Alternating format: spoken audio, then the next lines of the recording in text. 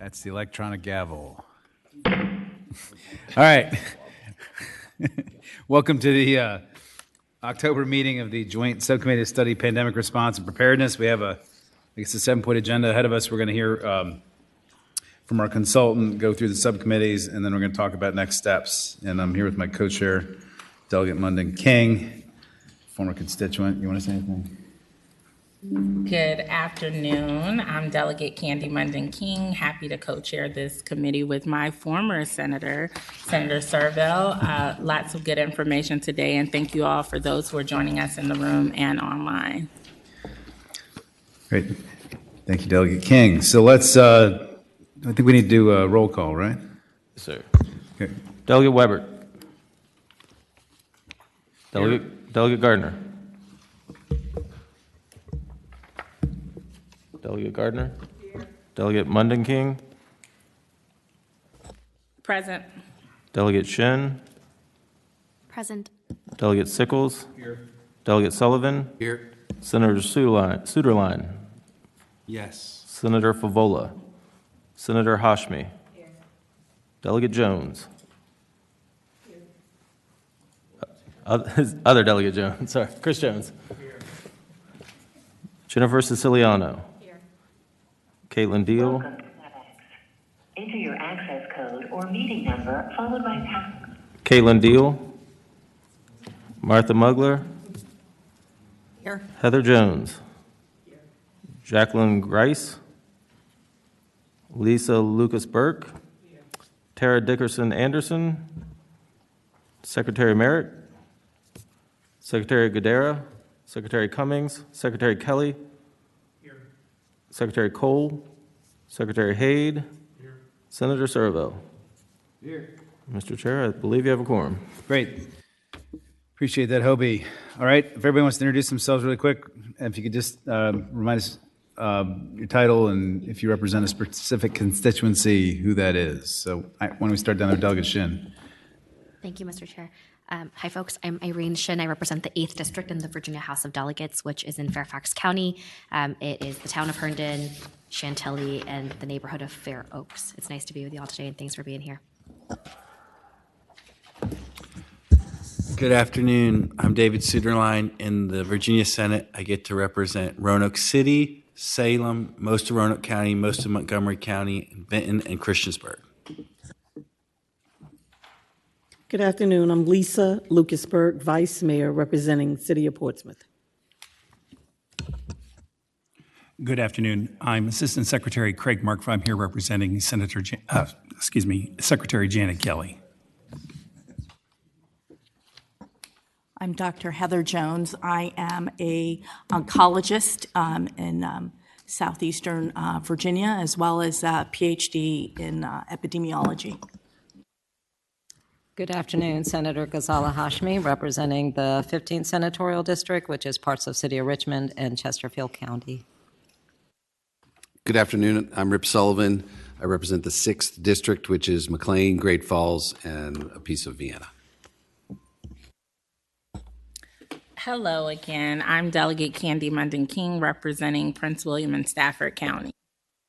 I'm Scott Serville. I'm a state senator for the 34th Senate District. I'm also the Senate Majority Leader.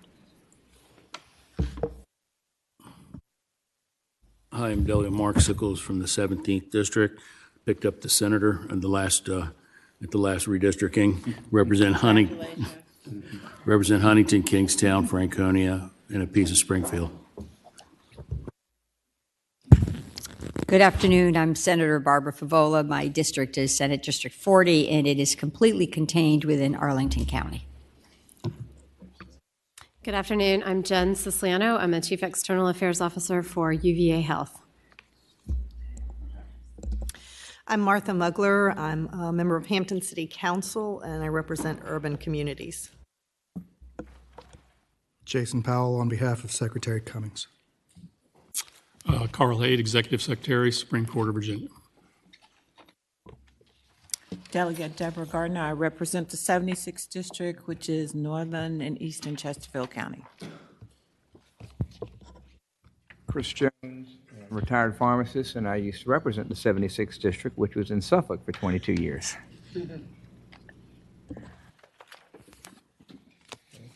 Delegate Michael Weibert, represent the 61st District, Fauquier, Culpeper, and Rappahannock counties. Great, thank you, everybody. It's good to have everybody back, and looks like we're almost full strength today, if we're not entirely full strength. I think Amigo wants to sort of tell everybody what you got in your packets in front of you today before we hop onto the agenda items here. Amigo, why don't you? Yeah, thank you, Mr. Chairman. Everyone should have a blue folder, and on the left side of the folder is an agenda and a full copy of the draft report. On the right side, you should have tabs A through G. Tab A is the tidal basin presentation that you'll hear in just a moment. Tab B is the subcommittee membership list. Tab C is an overview is the presentation that I'm going to do that's going to give you an overview of the options that we're looking at. Tab D is the Subcommittee 1 Policy Options Worksheet, and that document is basically recommendation by recommendation. You have sort of a quick glance of the policy options that have been developed, some by DLS staff and some by some of your colleagues. Tab E is that same report for Subcommittee 2. Tab F is the same report for Subcommittee 3, and Tab G is a public comment survey summary provided by Tidal Basin. Great, thank you, Amigo.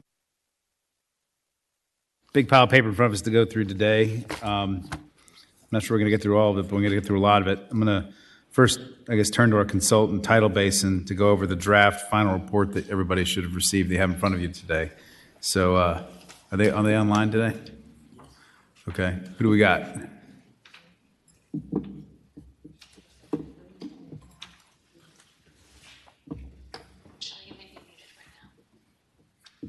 You may go ahead and introduce yourself.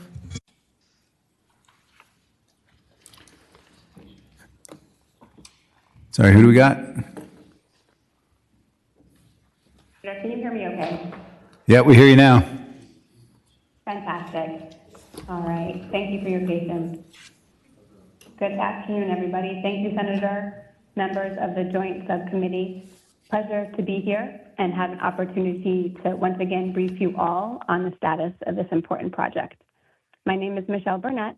I'm the project executive on this effort, representing Tidal Basin Government Consulting. Can we share the slideshow if possible? Oh, all right, next slide, please. Perfect. So next slide, please. We're going to start today with a brief recap of the project overview and the scope. As you're all aware, in 2022, the Virginia General Assembly passed Senate Resolution 10, or SJR 10, to establish the Joint Subcommittee on Pandemic Response and Preparedness. The intent of this initiative was to focus on understanding and enhancing pandemic response efforts across the Commonwealth. In early 2024, so earlier this year, the Joint Subcommittee selected Tidal Basin Government Consulting to evaluate and develop recommendations based on the Commonwealth's pandemic response. The after-action report that has been developed covers preparedness, response, and recovery from the period of January 2020 through May of 2023. The report aims to narrate Virginia's COVID-19 response, highlighting not only successes, but best practices and areas for improvement for all Commonwealth agencies and associated organizations that were engaged in this process. By examining both the internal and the external perspectives, this report seeks to encourage better preparedness for future public health emergencies. And the insights gained will help inform strategies that prioritize the health and safety of all the residents across the Commonwealth. Next slide, please. Here you can see the subcommittee focus areas. We've spoken about this before during our last meeting, and just as a refresher, these focus areas were identified at the beginning of this project to ensure a comprehensive lens was used for the varying lines of effort during the response. Some of the focus areas are specific to one subcommittee, while others, such as continuity of operations and technology, are really cross-cutting and were appropriate for all or even several subcommittees to investigate. And so the report provides that comprehensive analysis by highlighting both the strengths, and the areas for improvement within each of the 12 focus areas. Next slide, please. Next slide, please. All right, so now we can discuss the meat of the effort, which is the timeline and the methodology. So we'll start with the timeline. So here you can see the key activities and the actions taken during the report development from January through today. It highlights the essential elements of the methodology, really illustrating when the key information, the data, and the other insights were gathered to inform our recommendations. The engagement with the subcommittee chairs was incredibly important to this process, and that timeline reflects how their input throughout the process contributed to the overall development and success of the report. Next slide, please. The methodology, incredibly important. So before we begin that discussion on the proposed recommendations and the subsequent legislative policy options, we wanted to take a minute and recap the methodology that was used to draw the observations and the recommendations. The first step in this process that was taken was reaching out to all of the agencies and departments that were identified in SJR 10 to designate an agency's designee who would be that primary point of contact and assist in the facilitation of the data collection phase of the project. Essentially, these points of contact were the conduit to the agencies, departments, and other entities. After that was done, a data call was conducted, which included the identification of additional points of contact for each of the agencies. These points of contact were then invited to submit documentation, including plans, procedures, and other relevant documents specific to the COVID response that would eventually be reviewed by our team. The Tidal Basin team not only reviewed, but we categorized all of the information that was collected, and we prioritized these documents, either high, medium, or low, depending upon the relative nature of the information to the response. The data call was then followed by surveys. We developed a survey for individuals involved in response activities across the Commonwealth. The survey was distributed through the points of contact, once again, the ones we just spoke about, and the survey ran through March and April of 2024. The data and the information from the survey is captured as a full appendix in the after action report, as you will see when you open that up. Following the survey, we conducted interviews. 47 interviews were conducted representing 19 agencies and departments. Individuals interviewed were designated by the agency's points of contact, so we relied heavily on them for identifying the most appropriate staff to participate in the interviews. At the 1,000-foot level, the information collected from the data call, the survey, and the interviews were all subject to a root cause analysis and additional analysis by our team. We leveraged a coding process to begin identifying themes across these focus areas. We organized the findings as either best practices, strengths, or areas for improvement.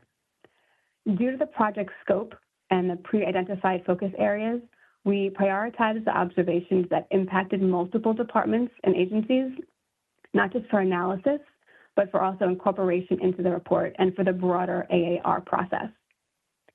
Next slide, please.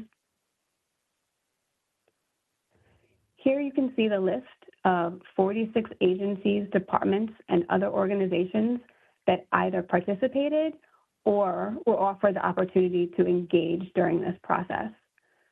This wide lens of participation highlights the importance of partnerships in addressing public health challenges and enhancing response strategies. The involvement of these entities underscores that shared intent to learn from experience and improve future preparedness across the Commonwealth. Next slide, please. In addition to the previously discussed methodology, a public feedback survey was also developed at the request of the Joint Subcommittee to gather additional insights.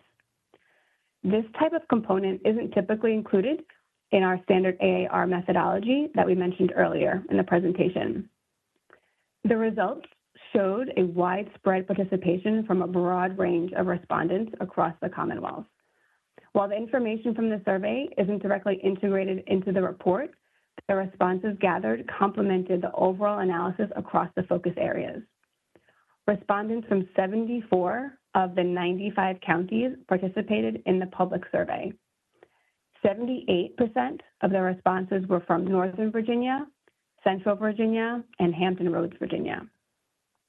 And lastly, approximately 80% of responses were relevant for the regulatory and government systems, as well as the healthcare systems and emergency management subcommittees, which is comparable and aligns to the recommendations breakdown by subcommittee in the report as well.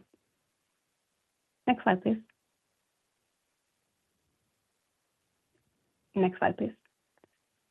So next, we'll briefly talk about a few key observations, recommendations, and policy options. Our analysis pinpointed several key strengths across each focus area, and today we'll only discuss a few select examples. First, adaptability and flexibility. Virginia's response demonstrated remarkable adaptability, allowing the Commonwealth to pivot quickly to meet changing circumstances and emerging challenges throughout the pandemic, including the shift to remote work, telemedicine, and remote court hearings. This shift ensured safety, enhanced public meeting accessibility, and continued essential services or continuity of operations. Next, the effective use of technology. Leveraging technology played a crucial role in Virginia's response, facilitating remote work, virtual health services, and efficient data collection to track COVID-19 trends and responses. Leveraging this technology enhanced accessibility, it created efficiencies, and also increased community involvement. Communication. Multiple communication platforms were successfully utilized to inform the public. Several communication modes, including newsletters, text messaging, robocalls, and emails, ensured greater accessibility to messaging, with electronic communication proving particularly effective in reaching transient populations and overcoming postal service challenges. Additionally, a robust internet presence, a statewide case map, and the Commonwealth's COVID-19 dashboard were also instrumental in providing timely updates and situational awareness. Collaboration and coordination was also a strength. There was significant collaboration across agencies, local governments, and community organizations, which encouraged a unified approach to response efforts and maximizing resource allocations. These partnerships ensured a more equitable and efficient distribution of critical resources across all regions, such as the distribution of supplies and equipment to local jurisdictions and the enhanced purchasing power during times of scarce resource acquisition. And support for vulnerable populations, and this one is particularly important. Targeted efforts were made to support vulnerable populations, including access to testing, healthcare, and essential services, demonstrating a commitment to equity and community well-being. Before moving on from this slide, I just want to note that while elements of both the technology and the communications strengths had strengths, they were also identified as areas for improvement within the report as well. Next slide, please. The recommendations by subcommittee. So now that we've reviewed just a few of the strengths and the insights from the report, it was important to consider actionable recommendations that can now enhance the Commonwealth's preparedness. From the 58 recommendations that were developed from the After Action report, the Commonwealth's Division of Legislative Services, or DLS, explored specific legislative policy options that align with the proposed recommendations to drive meaningful legislative change in future response strategies. Moving forward and beyond this meeting, having the 3 individual subcommittees engage in an open discussion will encourage further refinement of these ideas and ensure they address the needs for legislation. Next slide, please. So the recommendations gathered from the call, the response survey, and the interviews provided insights that highlight the Commonwealth's strengths and challenges. The findings served as the foundational elements to support the development of effective legislative policy options aimed at enhancing future preparedness and response strategies. The Joint Subcommittee, along with DLS, will work collaboratively to review all of the recommendations and the corresponding legislative policy options to ensure alignment with the overall objectives of this group. Amigo will now guide the group through a high-level overview of next steps and will handle any questions regarding the legislative options developed by DLS. Once again, this collaborative effort will help ensure a more refined legislative path based on the policy options moving forward. I will now hand the floor over to Amigo to talk about policy options and the next steps that the subcommittee can take. Thank you. Thank you for that. So I think Amigo now is going to take over and talk about the specific policy recommendations that are contained in the subcommittee reports you have in front of you. But before we go to Amigo, does anybody have any questions for Tidal Basin about the process stuff they just articulated there? Nope. Doesn't look like we have any questions. Mr. Chair. Oh, we have one. Delegate Sullivan. Thank you, Mr. Chair. I did have one question about the public survey. How did we let the public know that we were conducting a survey? Sure. So that was sent to Amigo, and Amigo and his team were able to disseminate that. Amigo, do you want to speak to that a little bit more? At the request of the Joint Subcommittee, a public comment survey was put together, and it was linked on the studies website, on the DLS website, and we informed all the subcommittee members, but we did not disseminate it in any newspaper or any other public relations.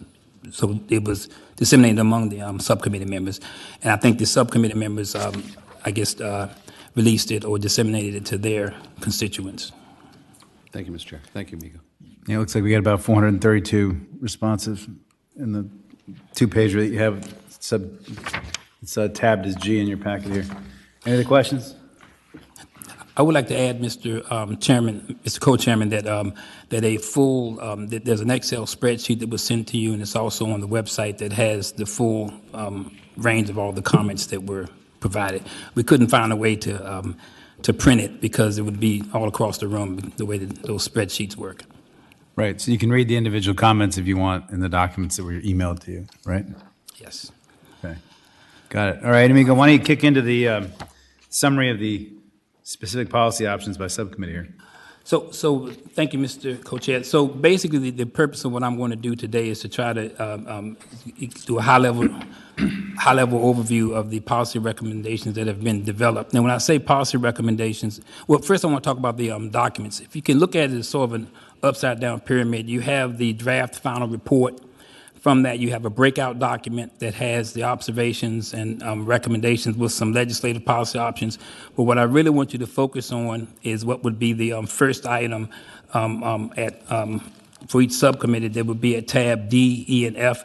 It's called the policy worksheet. What we've done there is to sort of give you like a quick reference for each recommendation that is in the draft report. We've listed the policy options that have been provided to us. Either we developed them, meaning legislative services, some came from your colleagues, and I just wanted to put sort of a public service announcement that when DLS, what I did was I asked my subject matter attorneys if you were given this recommendation or this statement to draft at their draft request, what would you do? Saying that to say that we are not wedded to them. They are whatever, you all can come up with some, but these are really just to get the conversation started. Just from an overall standpoint, there are 12 focus areas included. I think that Michelle touched on some of them. There are a total of 58 recommendations. Again, we've organized these in terms of the 3 subcommittees. And the idea there, of course, is to leverage the expertise that the subcommittee members have. There are a total of a little over 135 policy options that have been recommended regarding those 58 recommendations. As I said, that can expand, that can contract. That's based on what the individual subcommittees look at.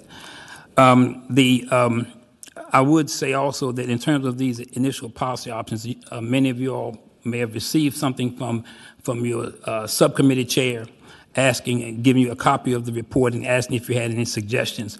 So anything that I received from the subcommittee chairs, I included in that worksheet document. So and so if you provided it, but I didn't get it, it can easily be included. So first we have Subcommittee 1. Senator Sewell is the chair. There are 8 members on that subcommittee. That subcommittee basically covered 6 focus areas with a total of 21 recommendations. Of those 21 recommendations, we have 31 policy options that have been included. Just if you look at the Subcommittee 1 policy option sheet, I can tell you where the policy options appear. The ones relating to the 3 recommendations relating to business continuity and continuity of operations are located on page 1 through page 2. We have 3 policy options there. The recommendations or the policy options for communications is listed on page 2. There are 2 policy options offered there. Financial management is on page 3. There's 1 policy option there. For the 6 recommendations related to the judicial policy and regulatory programs, that they appear on mid-page 3 up to the top of page 5. There are 30 policy options that are recommended or that are offered across all of those 6 recommendations. For the logistics focus area, there are 4 recommendations. You'll find that beginning on mid-page 5. We have 4 policy options that have been offered there. Finally, for the technology focus area, there are 6 recommendations. The policy options total 8, and they begin at the bottom of page 5 through page 6. Were there any questions or any concerns or suggestions regarding Subcommittee 1? But me, guys, want to let the committee know. I mean, I think the idea here is eventually to have the subcommittees meet virtually, separately, to go over all these things individually and then report back for one final meeting where we approve everything all at once. That's I think, what the plan is. As Amigo said, each of these things you have in front of you right now, we're prepared using a combination of subcommittee member feedback and DLS staff attorney feedback based on the initial data gathered by the consultant. So that's how this got developed. But we still need to have the subcommittees meet to consider all this and then refine it further, add, subtract, and then act on it. That's the plan, I think. So correct. Mr. Chairman. Yeah, Mr. Powell. Clarify, sir, that obviates my question for when did these subcommittees meet? Yeah, there was no meeting. Yeah, right. I shall hold observations related to the wordsmithing of findings and statements of fact until we have had a chance to discuss that at the subcommittee level. Yeah, that's probably a good idea. I'll look forward to discussion. I'm sure you do. Okay. Thank you. All right, Amigo, what you got next? Jason has me a little worried, so I don't know. Subcommittee 2 was healthcare systems and emergency management. Delegate Sickles is the chair of that subcommittee. It has 8 members. There are 8 very active members, it looks like. Yes, for that particular subcommittee, we had there are a total of 6 focus areas and 31 recommendations, but we received from members of the subcommittee and some that DLS generated about 91 policy options, including 14 more general items that were speaking generally of legislation. Just to go very quickly through, again, if you go to the Subcommittee 2 policy options sheet, all of these recommendations are listed and the offered options are under each of the recommendations. In terms of business continuity, there were 2 recommendations that will appear on page 1 through the top of page 2. There are 7 policy options that are being offered currently across those recommendations. Regarding communications, there are 6 recommendations that have been made. That appears on page 2 through the top of page 4. There are 15 policy options that are recommended there. I won't say recommended, but are offered. For operations, there were a total of 6 recommendations. That's on page 4 through page 5, through the bottom of page 5. There are 11 policy options that have been offered there.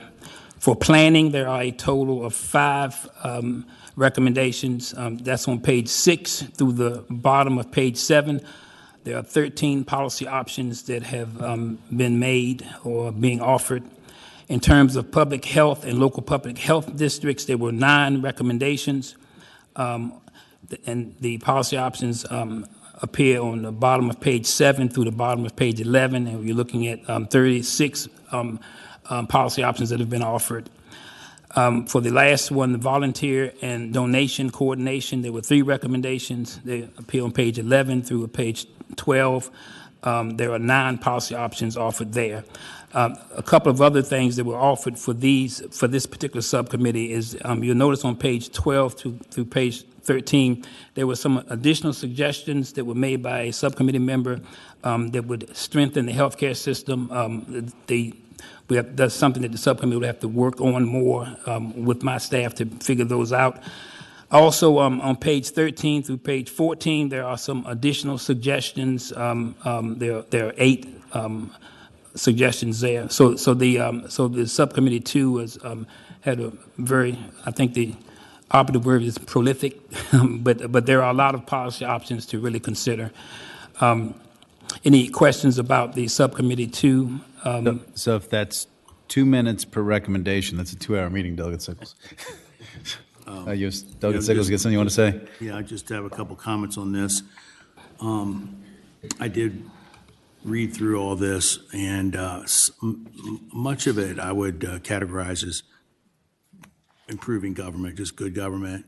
And we have both Secretary Kelly and Secretary Cole on this subcommittee, and I would like to request that, when you look at this, you think about things that we don't need legislation for. I mean, a lot of this is some of it's just common sense, that we should communicate with people, we should plan for things. Do we need a law that says we need to plan? Maybe we do. Maybe we should require annual this or annual that. But we're going to have a meeting, so the members of the lucky folks here that are on Subcommittee 2, I hope you'll think about it in terms of, when you read this, what we really need insofar as new legislation to make sure we don't have the problems that we had during this last pandemic. It was a 100-year event, in government sometimes it's very difficult to spend money for something that's not going to happen for the next 99 years. And so we've got to think about what we want, what else we want to do here. And I do think there's a lot of things we can improve on. That's why we have this subcommittee. But I hope that you'll join us when we have our subcommittee meeting and think about it in terms of what we absolutely need to do as far as legislation goes. And for the members of the administration, tell us what you're going to do after reading this report, going back to your agencies and asking them what they think about the recommendations that are in here and what you're going to do that takes it off our plate. Thank you, Mr. Chairman. Thanks, Delegate Sickles. So, and just so everybody, the committee also understands, the Joint Committee understands the directive that we gave Amigo and staff after we got the initial draft report was that it would be really useful to have some specific legislative suggestions and specific budget language suggestions for us to act on coming out of this. And so, and as Delegate Sickles said, not everything has to be a law or in the budget. There's some gray area in there, but as you're going through this stuff and thinking about it, give some thought to those concepts, things to act on. Senator Favoli, you have something you want to say? Yes, thank you. Thank you, Mr. Chair. I mean, I will just say, and I'm on Subcommittee 2, and I'm looking forward to our meeting, but I did read through the recommendations, and I thank you for noting that. But many of these are sort of are structural and they're long-term. So we're not going to have a magical answer in the next budget cycle. We should be working towards 2 things. sort of building an infrastructure, both in communications and learning how to leverage resources, both at the state level and at the local level, but also sort of changing the culture of the relationship between the Department of Health and the local departments of health, all of which, of course, are really agents of the state, with some exceptions. We've carved out some independence for jurisdictions like Fairfax and Arlington and Loudoun, Manassas Park. But the culture sort of has to change, and I think that's really a long-term kind of thing, and I don't know how you address that piece by piece, but if we do come up with recommendations, I'm expecting they're not going to be a one-time, one-year kind of recommendation. It could be this is the groundwork. In the future, you need to do A, B, and C, just so we have a pathway forward.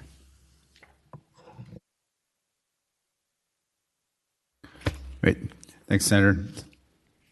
Amigo, you have number 3, which is education, which is the lucky committee. They only got, what, 6? Yeah, that had 7 members and 6 recommendations, and we have a total of 13 policy options that are being offered. The areas for enhancing mental health support, you find it on page 1 through the middle of page 2. There are 5 policy options that are been recommended that are being offered. In terms of community advisory boards and local engagement, that's in the middle of page 2. 4 policy options are found there. In terms of hybrid learning models, that's at the page 3, top to the middle of that page. There's 1 policy option. For number 4, communications, there is, that's from mid-page 3 to page 4, there are 2 policy options.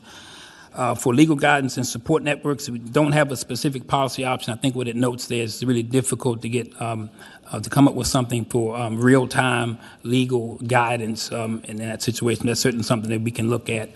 And finally, when it comes to comprehensive plans for school closures, you'll find that at the bottom of page 4. There is 1 policy option there.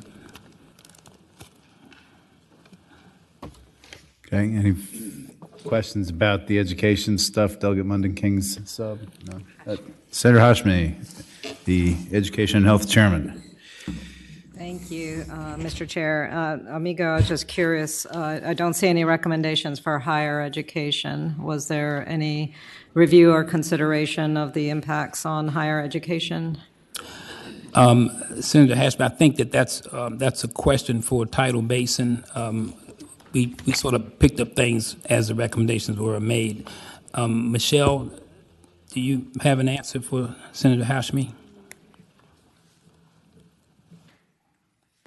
So we stuck predominantly to the list that was provided in the resolution, and so what we can do is we can take a deeper look to see if we had any engagement. We can take a look and see if we have any engagement from higher education, but we did not do any interviews with higher education. There were a few higher education points of contact that were sent the survey, so they had an opportunity to respond. Again, the responses were anonymous, so it's certainly hard to differentiate. But they were engaged in a way. I think Senator Hashmi might have another question. I don't have a question, Mr. Chair, but just I would urge us that we take a deep dive into higher education. Higher ed grappled with all of the issues of the pandemic, but on top of the concerns around education delivery, we also know that those institutions that provide residency options for students also grappled with how to continue to provide courses, whether they were online or in person, but also keep their student communities and their faculty and staff safe during the pandemic. So I would urge that we take a close look at how higher education responded during the pandemic. And Senator, I bet the higher ed community probably would respond to the surveys if they got a letter from the education and health chair suggesting they respond fast. I would be more than glad to send out a letter. Thank you, Mr. Chair. Okay, great. Any other questions about education? Nope, doesn't look like there's any questions. Yeah, Senator Favola. I do have a question. I'm just curious, going forward, are we going to be better able to engage, say, the Association of Superintendents or the Association of School Boards to sort of provide the guidance and technical assistance that so many local school boards were looking for and felt, and to some degree, that they didn't receive from the state or the public health units? Well, thank you, Mr. Co-Chairman. Senator Favola, that can certainly be a part of what the subcommittee drill down can look like. We can certainly have anyone else involved. So this is the point that sort of DLS sort of takes over and sort of provides support. So we'll be supporting whatever the subcommittees want to do, and if you want more people to be involved, we can certainly make that happen. I just wanted to get that off. Any other questions on education? Nope. Oh, Amigo, looks like you plowed right through it. Okay. If you all wanted to, unless you wanted to have discussion, I can talk about some of the next steps because I think we were talking about meetings. But I can take a seat if you all want to talk amongst yourselves, so I can keep on going. I'm happy to talk about next steps. Before you do that, though, I just want to make sure that we had some people here. I suspect they might want to make some public comment. Want to make sure everybody out there understands you all need to sign up on the sheet for public comment if you want to speak. We have a sheet up here on the table, so make sure if you're going to speak, you've signed up. So we're going to use that sheet to call through folks. We usually do, what, 3 minutes? 2. 2 minutes? 2 minutes per person? Yeah. Okay, Amigo. Right. Okay. Go ahead, Obi. Yeah, same presentation. All right, just in terms of next steps. So what's contemplated is a meeting of each of the joint subcommittees. I know that Senator Searle was saying that it could be virtual, but you all have adopted a virtual meeting policy that will not allow, if you have all virtual meetings, you can't vote. So it would be a discussion meeting, but you wouldn't be able to basically take votes. So what I would suggest is, just in terms of the subcommittee meeting, is that it would be an in-person meeting for each of the 3 subcommittees.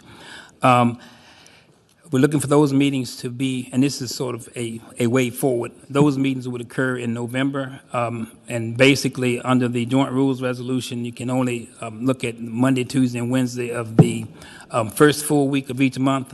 Of course, November, that first full week is the week that includes Election Day, so we would be probably looking at having the subcommittees meet the week of the 18th of November, which would be basically the 18th, 19th, and 20th. Now, there is a possibility that we can, that the Joint Subcommittee can ask the Chair of Senate Rules to get an obeyance from that joint rules, which is why we're meeting today. We were able to get obeyance from the joint rule to allow us to meet today, which is outside that first and third full week. So that would be the plan for the subcommittees, and then that would look for the full committee meeting, which would basically be where the full joint subcommittee would make its determinations in terms of final policy options to be recommended. That would, if looking at the joint scheduling resolution, would either be the week of the 2nd of December, that Monday, Tuesday, and Wednesday, or the week of the 16th of December, the 16th, that Monday, Tuesday, and Wednesday. So just as a way forward, it would be great if we could look at trying to get those couple of meetings scheduled now, but we can certainly poll to make that happen also. Mr. Chair. I heard a voice. Weber, Delegate Weber. Sorry, Amigo. So you said the final meeting would be either the 1st, 2nd, 3rd, or the 16th, 17th, 18th of December? One of those Correct. 2 weeks? Yes, Delegate Weber. All right, thank you, sir. Okay. Any other questions? Nope. Okay, let me go. Why don't you suspend 1 second? Come here really quick. Subcommittee chairs up here have a question for you.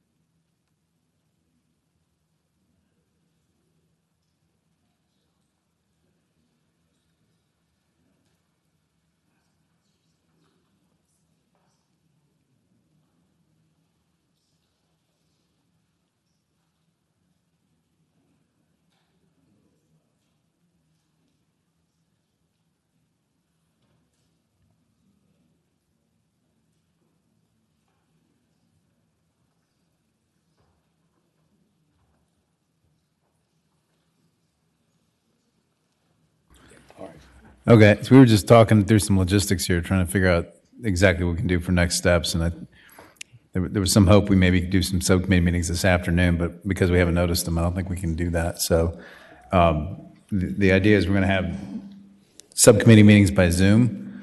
We're going to talk about recommendations to make at that point. We can't take any votes in the subcommittee meeting, but we can vote the subcommittee's recommendations at the final meeting. And that way we can do these meetings by Zoom, so we don't have to try to get three groups of people together from all around the state. I think that's what we're gonna do in the interim here, instead of all meeting down here in Richmond the weekend of November the 18th. Okay? Yes, sir. Any questions about that? No. So, yeah, Doug Weber. Sorry, so Mr. Chair, so then you're saying that like the Zoom meetings would be the meetings in November? Yeah. And then December would be the in-person to finalize all those? Okay. Yep, you got it. Very good. Okay. Thank you, sir. Yeah, and I just want to remind the committee that, you know, the quality of the recommendations and everything we come out of it, it's largely a function of the amount of input we get from subcommittee members, right? And the recommendations you're seeing in front of you right now are sort of have been refined from member input, DLS input, et cetera. And, you know, obviously some of the subject areas have more comments than others, but we need the subcommittee members to read the materials you're sent, think about it, provide feedback, so we can get a decent work product out at the end. Quick question. Yeah, Senator Favola. Are you, I'm expecting that the subcommittees, since we can't act on something, but we can recommend, are you expecting some select recommendations so the subcommittee carefully considers what should be recommended to the full committee? Or, I mean, there's no limit on what the subcommittee decides should be a recommendation, but you would want thoughtful ones, I would think. Yeah, I mean, no, there's no limit. You don't have to do less. You can do more. You can do things that aren't even on the list right now, I think, if you want. But I suspect, for example, with higher education or with education, it's probably going to be more than 6 by the time we're done, is my guess, once the group gets together. So, yeah, so stay tuned, I guess. Okay? All right. Anybody else? Mr. Chairman. Yeah, Powell, Mr. Powell. Since the administration members are ex officio non-voting and I am simply a designee, you will be invited to participate. Yeah. Thank you. Can I make the same speech I made before? Sure, Doug Sickles, go ahead. I want to kind of want to repeat myself. In my opinion, many of these things can be done without legislation. Some of it probably needs to be in code, so we don't make the same mistakes we made last time. But having it in the code doesn't necessarily prevent that. So what would be helpful, I think, is if the administration took a look at all these recommendations that are here, all these numerous recommendations, and tell us, you know, what they're going to do already. Maybe they've already done some of this stuff. I don't know. How are you going to get the health department to work better with the Department of Emergency Management? Is anyone working on that? out there, that was kind of a problem during the pandemic. So I would like to hear from you guys, so we can make sure that what we're doing when we pass a new law is it's really needed. Thank you, Mr. Chairman. Mr. Chairman, in response to the Yeah, delegate's go ahead, question, I Mr. believe Powell. we are working on a comprehensive letter to hopefully include as an appendix to your report, if you are so willing. I'd love to have a comprehensive letter as an appendix. I think it's the best that we can offer, being ex officio and non-voting. Okay. All right.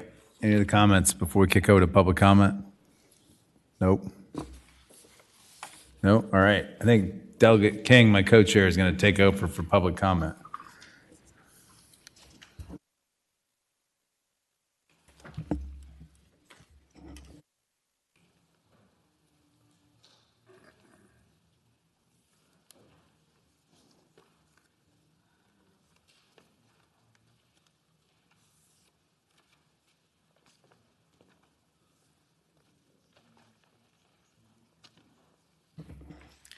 Thank you all so much for those who have joined us for public comment. I'm going to ask staff to help us with keeping time. We have quite a few speakers here. As was shared earlier, we are giving each speaker 2 minutes, and we are going to start with Craig Johnson.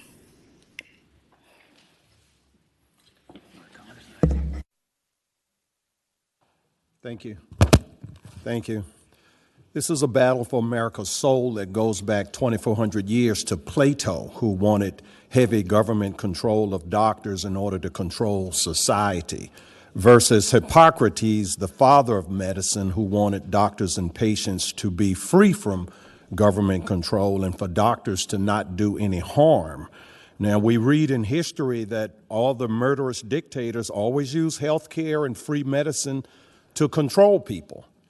Now, in spite of ample evidence, there's not even agreement in this very room that COVID was planned, was created, was unleashed in order to do a worldwide reset, in spite of people writing books about it. Okay? They have big conferences and they discuss this. I have an article with 45 famous quotes from elite eugenicists who all want to reduce the world's population. Now, if you cannot honestly examine the past and the refusal of proven and safe, effective treatments, or the financial ruin of dissident medical professionals in favor of the expensive, poisonous big pharma shots, how can we plan for a future pandemic? Now, the full title of Darwin's book was On the Origin of Species by Means of Natural Selection, or, this is in the title, The Preservation of Favored Peoples in the Struggle for Life. The original name of Margaret Sanger's plan, she's a eugenicist, Planned Parenthood, was the Negro Project.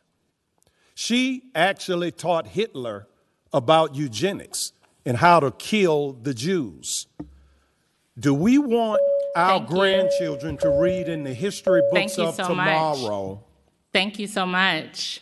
Thank you. You're Next quite up, we will have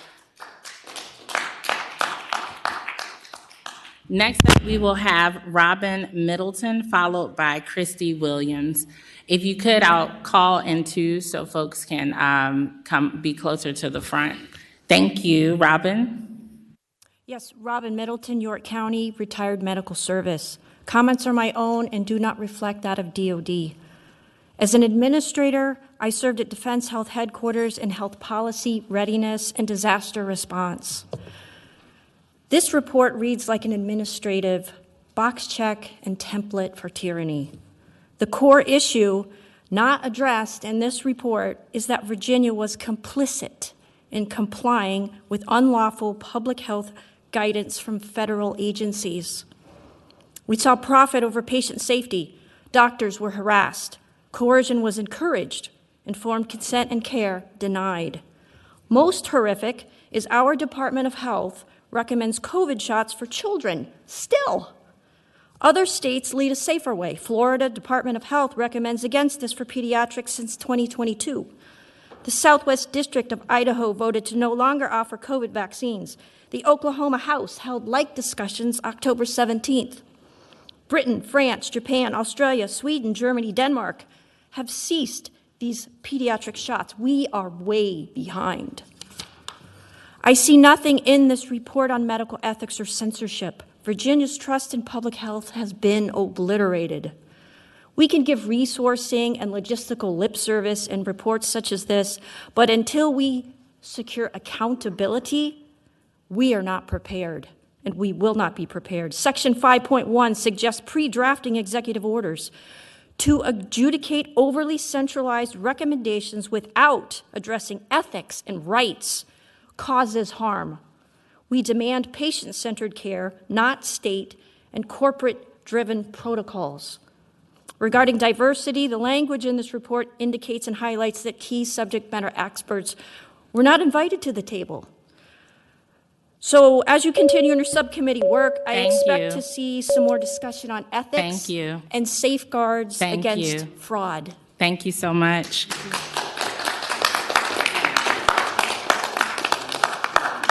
Christy Williams. Hi, good afternoon. Thank you so much for hearing our comments today. I appreciate the time. You know, originally I was going to speak about, you know, the masks and all the scientific reasons that the mask mandates weren't okay, but as I've thought about all of it, the one thing that keeps coming to my mind is no greater love hast a man than he that would lay down his life for another. It was interesting to me that it's been brought up that this was a 100-year event. And I'd like, please, for the committee to look back at times in our history of plagues, of pandemics. I think specifically about a young priest who was in the Chattanooga area in Tennessee during the time of the yellow fever after the turn of the previous century. And he was one who took care of the people, body, mind, and soul. We saw our people locked in hospitals with no one to advocate for them. We saw them locked in nursing homes. They might be able to look through a window or talk to you through a telephone. We are human beings, and we have a need for other human beings. And as we move forward, we have to be able to look at this from the standpoint of we're all human beings. Throw the politics aside. It doesn't matter how many Democrats, Republicans, whoever's on the committee. What matters is that we're all human beings, and we need to take care of each other. That's what we're called to do. That's what I've seen happening down in the areas hard hit by Helene. Our church put together materials and took down to them. It's neighbors taking care of neighbors.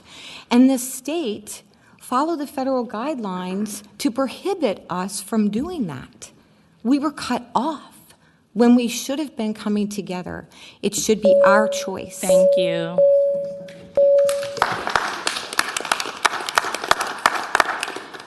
Next up, we have Nancy Orr and Tom Jeffries.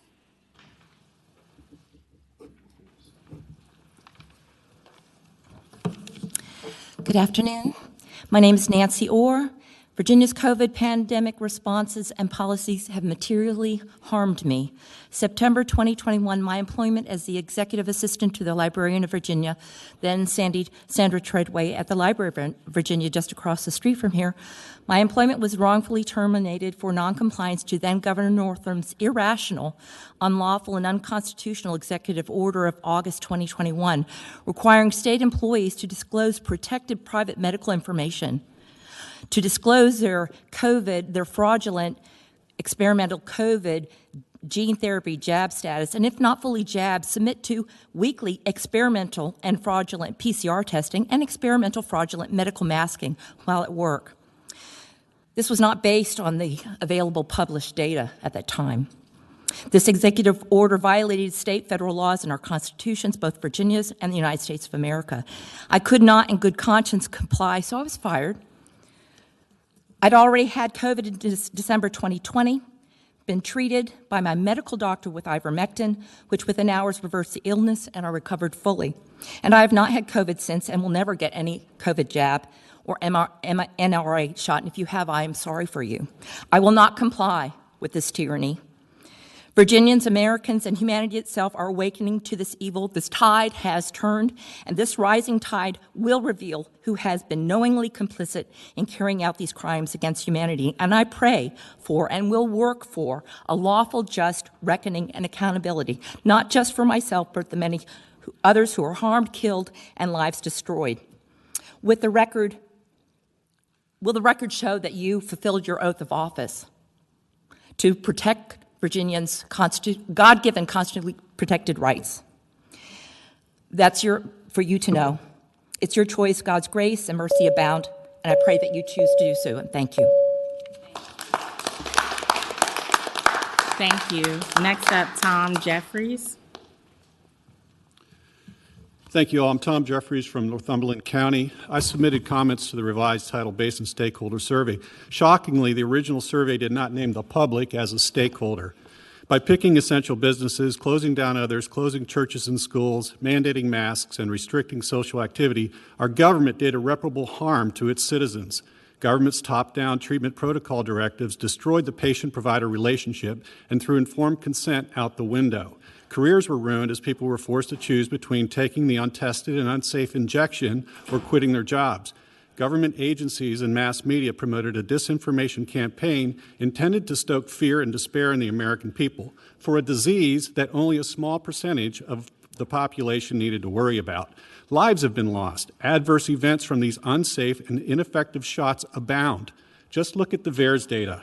On March 22nd of this year, FDA agreed to settle a lawsuit by removing its published information regarding the use of ivermectin, and specifically to delete and not republish FDA's Twitter, LinkedIn, and Facebook posts from August 21st, 2021 that read, "You are not a horse, you are not a cow, seriously y'all, stop it." A similar post from FDA on Instagram that same date. A Twitter post from April 26, 2022 that read, "Hold your horses, y'all. Ivermectin may be trending, but it still isn't authorized or approved to treat COVID-19, and all other related social media posts on FDA accounts. So why would FDA agree to this? Per NIH's PubMed, ivermectin was honored in 2015 by the Nobel Prize as a wonder drug, the first in 60 years to achieve such a status. Actual clinical data and studies have shown that ivermectin is indeed effective against SARS-CoV-2. Finally, FDA knew that the emergency use authorization for COVID vaccines would not be granted if there were alternative treatments available. As this committee prepares to move forward, please remember to first do no harm and never forget that the public is your primary stakeholder. Thank you. Thank you. Yes, next up we have Glenn Dearson, followed by Pamela Burnham.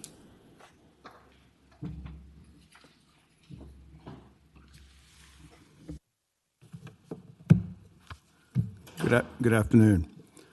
I would say that as elected state officials that your primary duty is probably to uphold the Constitution of the state and also defend the rights of the citizens of the state.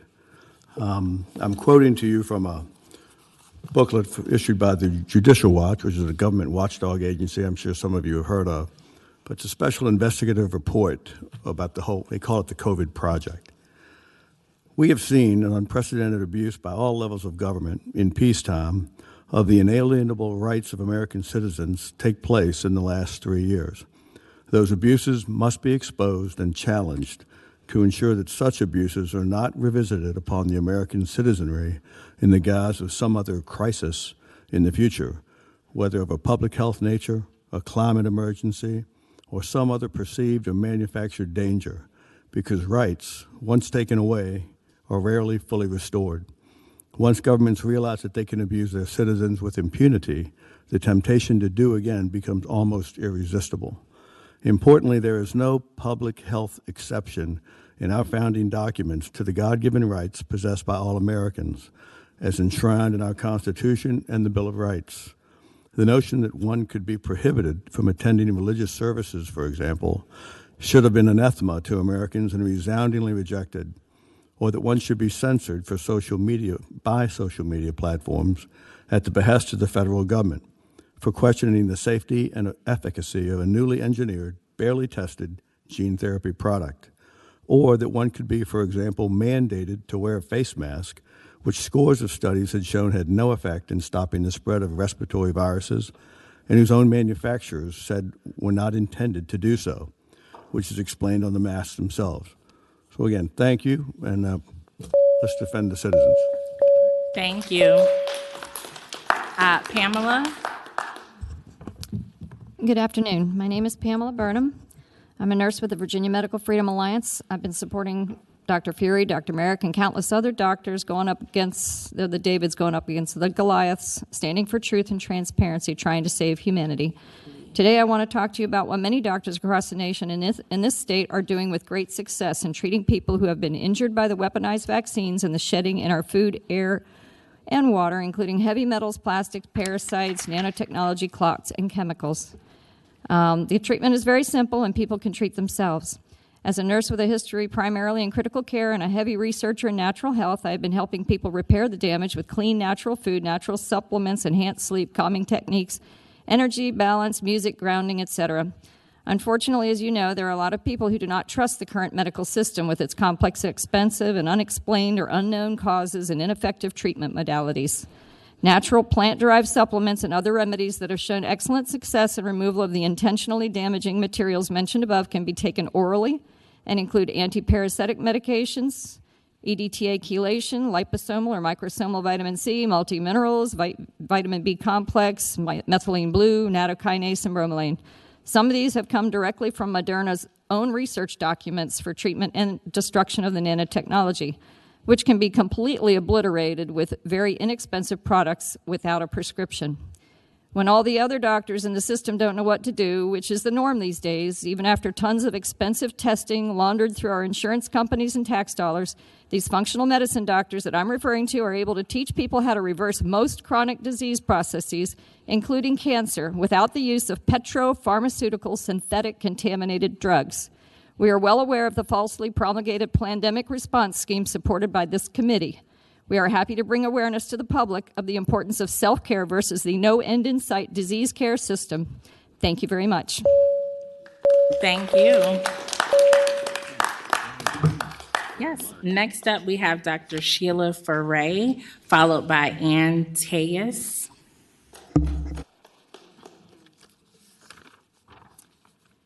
Thank you. I am a subject matter expert, yet I am only afforded 2 minutes. During the pandemic, hospitals fired doctors and nurses who spoke the truth. In nursing, nurses left contract jobs at their hospital, went to another employer, were hired back by the same hospital so they could avoid toxic shots. In all of your recommendations, there is no mention of the health care of the individual or the family.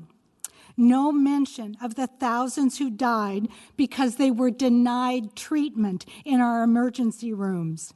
No mention of deadly remdesivir. No mention of the toxic shots and the skyrocketing rates of cardiac disease, neurological injury, cancer, turbo cancer, and infertility. No mention of the tens of millions of dollars of bribery money that was paid to hospitals and professional organizations to deny treatment to patients and inject toxic substances in their bodies. No mention of the doctors and nurses who work tirelessly outside of the system, saving lives. No mention of bodily autonomy and religious liberty.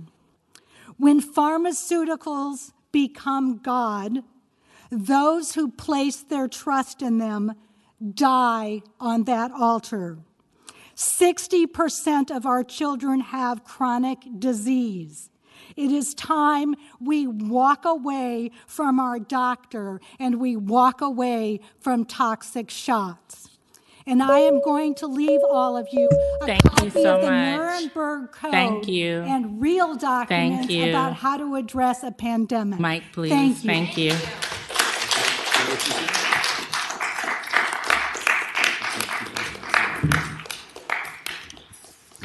Next up, Ann Teas.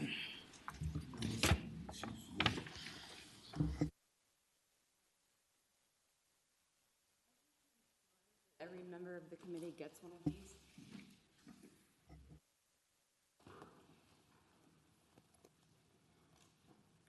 If this was part of a 100 years event referencing the Spanish flu that began in Kansas, censored by many nations, and spread because of World War I, then we must acknowledge that the Weimar Republic and its fall giving rise to the Nazi Party were a result of Article 48 of the Weimar Constitution of Germany that gave the president the power to take emergency measures without the consent of the Reichstag or the people.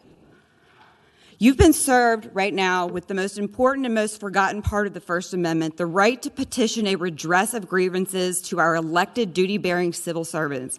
This is probably the first of many that anybody has seen in 200 years. The Founding Fathers created the American experiment with avenues for us to fight back, and we, the people, are going to use them. When those in government disobey the Constitution, the built-in checks and balances are designed to immediately make corrections. Unfortunately, for several decades, those on the local, state, and federal payroll have disobeyed the Constitution with impunity. Disobedience of the Constitution is a violation of the oath of office. Most importantly, this ends today. Our individual lack of discipline and rigorous self-study of the Constitution, it's our fault. It ends today. We have too often taken the path of least resistance. As sovereign citizens and worthy nationals of our great republic, we need to read and study the Declaration of Independence and the Constitution. Our lineage is this: the created can never be greater than the creator. We the people created the states created the union. That is how our lineage goes. This is a republic, not a democracy. In a republic, fixed law overrules the majority, producing order and stability. In a democracy, the vacillating majority overrules law and produces tyranny. That's what we are. Chaos and tyranny is what we are under, and it is no more. Thank you so much. Petition Thank for you. redress of Microphone, grievances please. demands a response from the Founding Fathers. Thank you.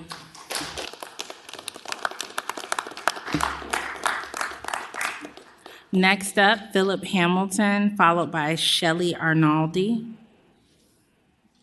Oh, if neither of them are here, Shelley. Thank you, Shelley. Hi. My name is Shelley Arnoldi. I'm a Fairfax County resident and parent and a 27-year federal employee and an engineer. I'm here just to talk about the education part of it because that's been my focus from the beginning. One thing I see in this report, which is 100% administrative and useless, I mean, it doesn't even talk about COVID. It doesn't talk about sickness. It talks about mental health.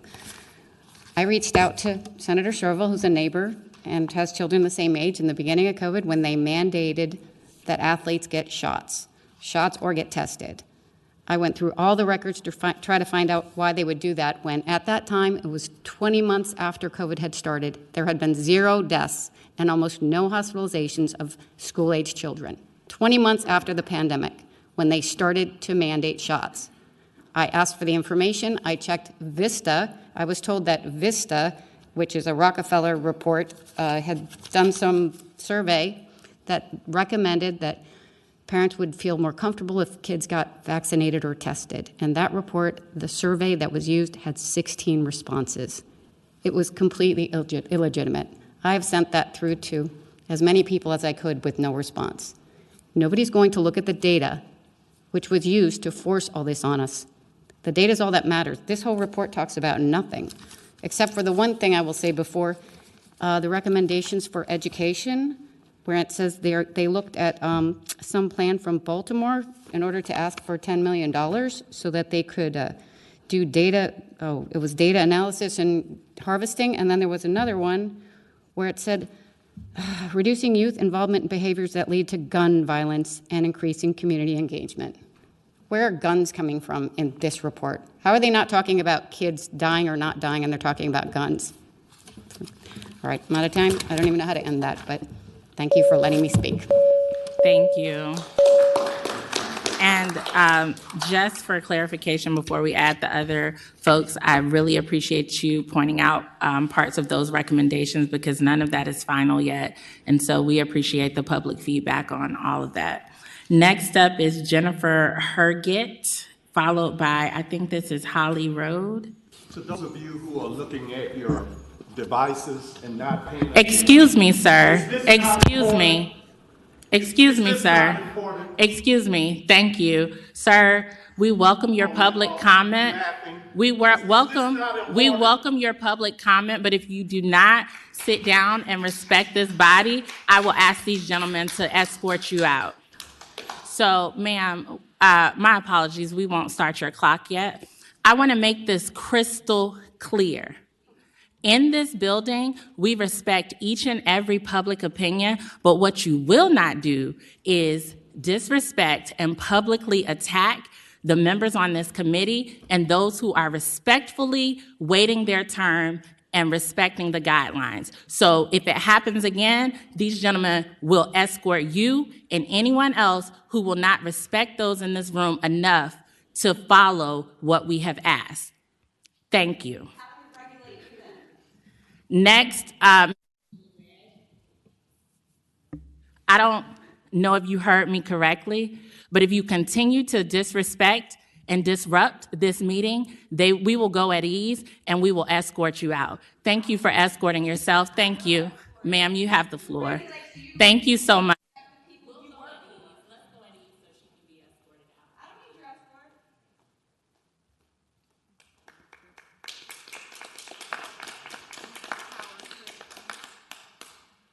Thank you. Have a great day. You have the floor. 3 out of 4 of my kids were in college. When their college went online, my son bombed with F- and dropped out. My girls were okay online and got the shots. One was vaccine injured and dropped out when the booster jab was mandated. The other one gained 80 pounds in a year. Depression or a vaccine injury? She graduated. Indoctrinated is another story. My second grandchild was born during COVID. Medical malpractice was real. My granddaughter was in NICU for 5 days. My son and daughter-in-law were a mess and needed our support, but we weren't allowed to be with them. In 2023, my 80-year-old mother was in the hospital, and I was not allowed to be with her. More medical malpractice. I spoke with a patient advocate and was told there are a lot more people in the hospital than there were before. I wonder why. For the first 2 weeks of the lockdown, we were able to see some of our family at a drive-by in our driveway. After that, we were done. How many times does the Bible say not to fear? The following year, my mother canceled Christmas because I wasn't vaccinated. I'm a grandmother too. It's my job to protect my children and my grandchildren, not the other way around. Everything we heard was a lie. In addition to my daughter's vaccine injury, my husband's uncle died of a heart attack 3 days after the booster. 3 other acquaintances had heart attacks. 3 had a stroke. 8 had shingles, herpes zoster, and the Pfizer documents. 1 was completely paralyzed, and my cousin had open heart surgery. How many times have you heard of someone with cancer in the past few years? I could go on. How many citizens had to choose between their lives and their livelihood? My brother-in-law did. I'll end with 2 verses in the Bible. Proverbs 6:16-17. There are 6 things which the Lord hates, yes, 7 which are an abomination to him: haughty eyes, a lying tongue, and hands that shed innocent blood.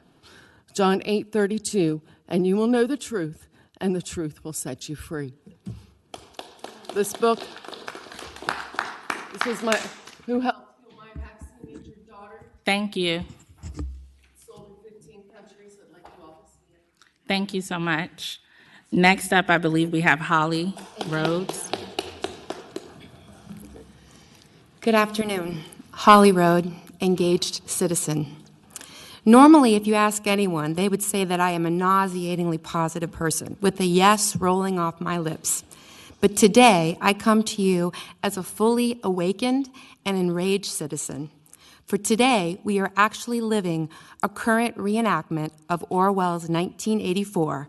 So it is today that I come to you with the resolute no, no, and no. Today, as a former progressive Democrat, I now see the forest for the trees, and I suggest you do the same. For what this committee is proposing is nothing short of a license to infantilize the people of this great nation and state, with measures of more surveillance and a free speech muzzled by the destruction of the First Amendment and muzzled even more by our captured health systems. This, yet another policy failure bearing zero reflection of actual health and well-being. This in the face of a news media turned propaganda and still silent on the complete and utter failure of each and every health measure proposed during COVID. Have we learned nothing? I maintain we have not. Let the record show this is a brand new kind of slavery, one where we are beholden to a rogue parent, our government, who is bought by special interests and owned by corporations. A trickle-down where you are owned by shareholders in this masquerade of a republic and broken system, and we are owned by you. Hell no. Thank you. Thank you so much. And our final two presenter or public comments we have are Karen, and I apologize. I am not able to see your last name, but we have Karen. Is it Reardon? Is it Reardon? Thank you so much. And followed by Judith Fair. It's Reardon. My hope was that at some point we could have an honest discussion about what happened during COVID. You had an opportunity to nominate members of the community to weigh in. I think it's important that we read into the record who those members are. You have a teacher who's a member of the National Education Association, the NEA, who is single-handedly responsible for ensuring that our schools stayed closed. You have a physician who works with Centera, who created videos about the nonsensical benefits of masking. You have the owner of a pharmacy when we knew pharmacists refused to dispense legally prescribed treatments by physicians. We have the relative of arguably one of the most liberal members of the General Assembly, an ex-Democrat member of the General Assembly who lost her seat in a regular election, and the executive director of Virginia State University's Public Health Institute that created, by the way, during COVID and activated mobile health units to vaccinate, and a businesswoman who luckily didn't lose her business like many people did during COVID. And last but not least, the PR arm of the University of Virginia, who disenrolled 238 students who had worked very hard to be there and is currently involved in multiple lawsuits regarding firing people for the vaccine. So it should be no surprise in what we get in this report. Not only does it not recognize the abject failures of public health measures during COVID, but it seems to recommend doubling down and just offering us more of the same. Perhaps most egregious is the failure to recognize the harm that students faced, including the expansion of the education gap, Senator Hashmi. But instead, it simply recommends making sure that public mental health services are available so that these kids can cope better. Are you kidding me? And it talks about the inequities among minority groups while failing to recognize that very real and well-deserved mistrust of those citizens have in public health. The Black communities have more reasons than anyone to distrust the medical establishment, and yet their concerns fall on deaf ears as well. Thank you. Thank you so much. Have a great day. Thank you. Next, we have Judith, who will be followed by our final. We had an additional person sign up, and that will be Peacemaker, our final speaker. Judith, you have the floor. Thank you. I'm Judith Fain. I agree with most of what has been said before you today. I have my own dissertation of rights that have been violated, deaths that have been incurred, and censorships from keeping the truth to come out. Today, I would like to talk to you about truth and deception. They are concepts that do not remain stagnant, but grow.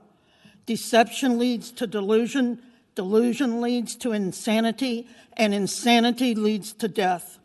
I would argue also that truth leads to awe, and awe leads to wisdom, and wisdom leads to life. Discussions today should be taking place on what policies you are considering should be lawful regarding the pandemic responses. That includes what is written and what you are in charge with your oath to uphold the Virginia Constitution Bill of Rights and to faithfully, as trustees, execute their duties for the sake of the beneficiaries, the citizens. Arguments can be made that COVID-19 pandemic mandates and policies resulted in more public harm than public benefit and constitutional violation. We were told that COVID shots were safe and effective, but a blatant lie. We were told the fairy tale to trust the science, but what was meant was to trust the manipulated science while we suppress the truth. How can you make policy when you do not even have the entire truth before you? I would remind you a constitutional decision was rendered and it became a legal maximum. An unconstitutional act is not law. It confers no rights, it imposes no duties, it affords no protection, it creates no office. It is in legal contemplation as inoperative as though it had never passed. Be careful of what you pass today. Thank you. It has to meet Thank the standards you. that Thank are you. law. Microphone, please. Thank you so much. Thank you. And our final public comment speaker is Peacemaker. Good afternoon. My name is Peacemaker Aldo.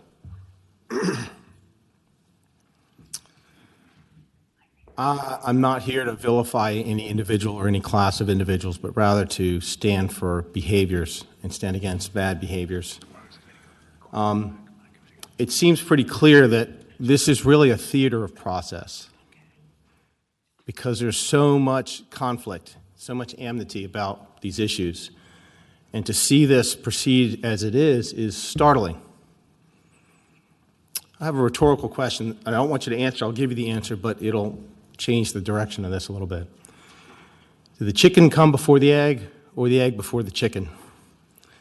There are many, and infinitely many rabbit holes in our understanding.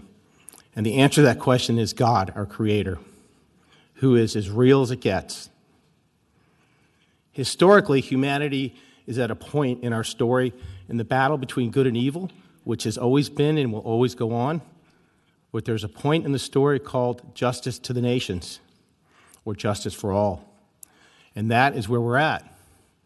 So I implore each of you to look in your soul and look deeply. And if there's a conflict, don't deny it, because there's a judgment that befalls all of us. And I say that with respect. It's not a threat. I'm here for each of you. We have a destiny. Is to see God's will on earth as it is to heaven. That's in the Lord's Prayer. I implore each of you to follow your conscience. Don't deny it. Whatever is behind this theater of process will not prevail and will not stand. It is not our destiny. Remember, we have a path. We have a Creator. He sets our destiny. He gave us a free will to choose the path, and sometimes He steps in and corrects us. So, I'm here to implore all of us to find some unity moving forward. Thank you.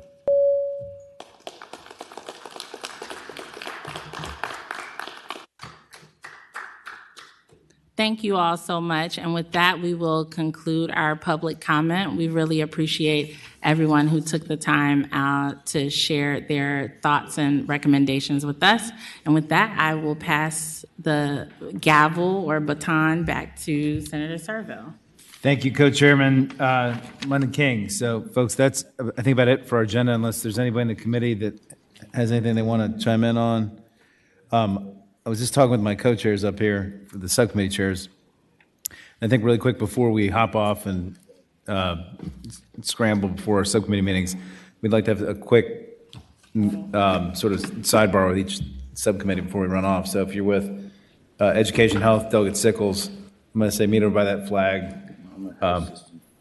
Healthcare Systems, Emergency Management, Government Regulatory Systems, that's me over there by the Virginia flag, and London King will be right here at the middle at the chair's desk. So If you don't know what committee you're on, it's on this piece of paper right here that's in your packet. But appreciate everybody coming today, and look forward to seeing everybody together again in December. Thanks. We're adjourned. Senate of Virginia, Richmond, Virginia.